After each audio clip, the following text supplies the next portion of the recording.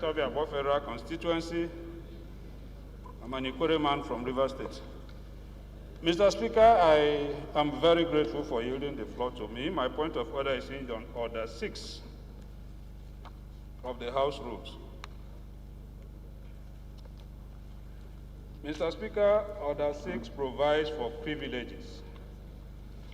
And Order 6 provides that in so doing, one should clearly state the laws that were breached.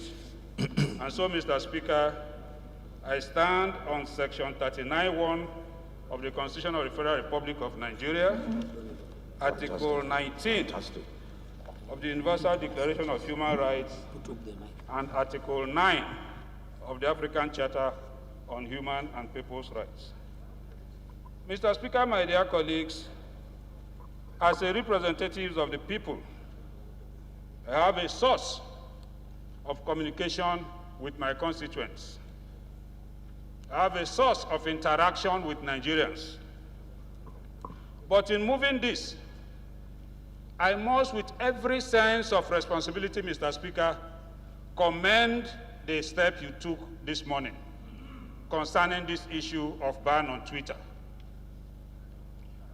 Very proactive, very timely, very apposite. But, Mr. Speaker, my concern is that as a Nigerian, and for several other Nigerians out there, the implication is that for 10 days that we have given our committee to work, that this breach will continue.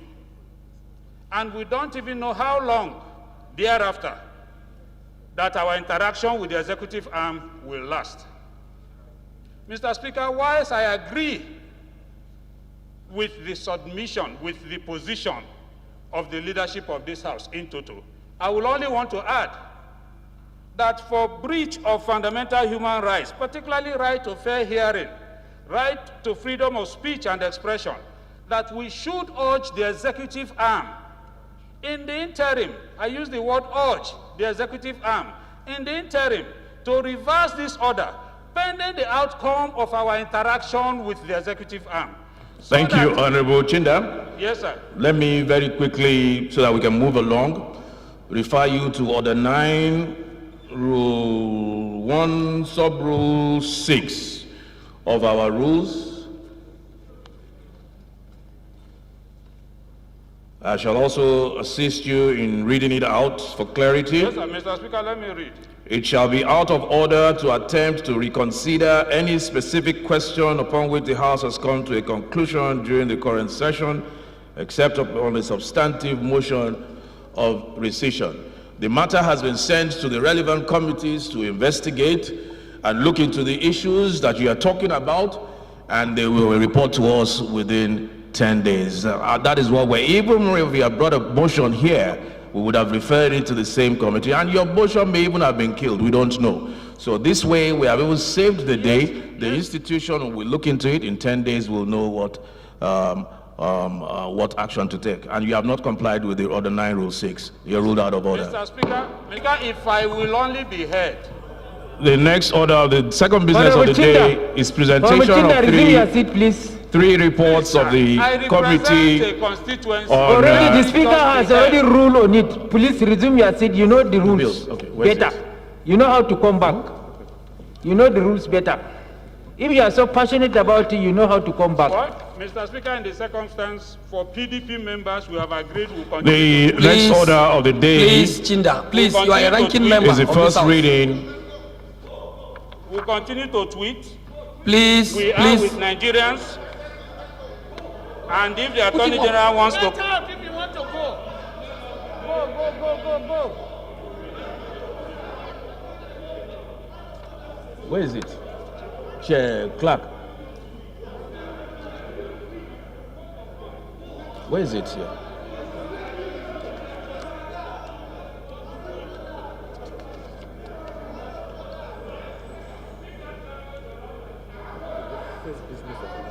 Where is it? I don't see it in my...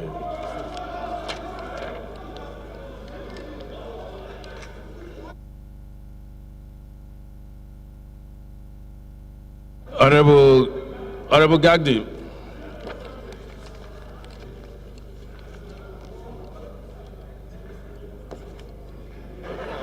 Mr. Speaker, honorable members, my name is Yusuf Adamu Gagdi. I represent Panshinkanke Kanam Federal Constituency.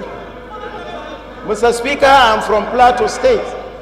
Mr. Speaker, I come under Order 6, Rule 3 to 7 to explain on a matter that I stormed on during my reading on the pages of newspaper and other print publication, particularly the Prime Times of Nigeria.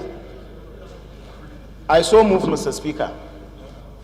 And the thing is simple. I saw it clearly on the print media, Prime Time, that Nigerian lawmakers threatened to ground plenary if Bajabi Emila and other members prevent debates. It's a fundamental breach on my right as a member sitting to represent the people of Nigeria. Mr. Speaker, what just happened is an insult to the Nigerian people that elected us to be here, and it shows that it is pre-planned.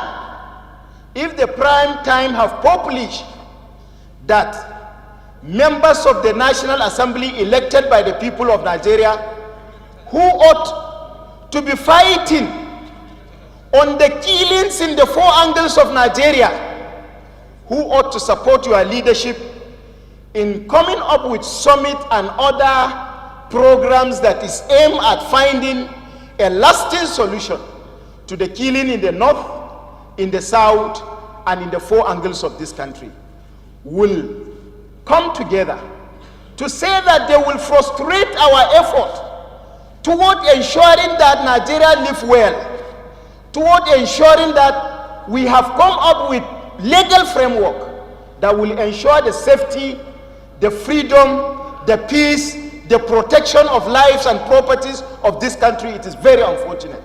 Mr. Speaker, some certain group of parliament cannot suffocate an arm of government and cannot consider Parliament of Nigeria as a department of the executive arm of government, where they turn the decision of this house the way they want to do. Mr. Speaker, your speech speak volume. The matters of urgent public importance moved by honorable members, including my brother from Benue, Francis Abo, where he clearly pointed out that an action meted by some group of people, IPOP, that kill an individual in Benue State, and the consequences was meted on innocent Benue citizen that knows nothing about the killing. Mr. Speaker, it is high time we become disciplinarian. It is high time, Mr. Speaker, this parliament become a parliament of law and order. It is high time, Mr. Speaker, this parliament show good example as a people-oriented parliament and a product of the people of this country.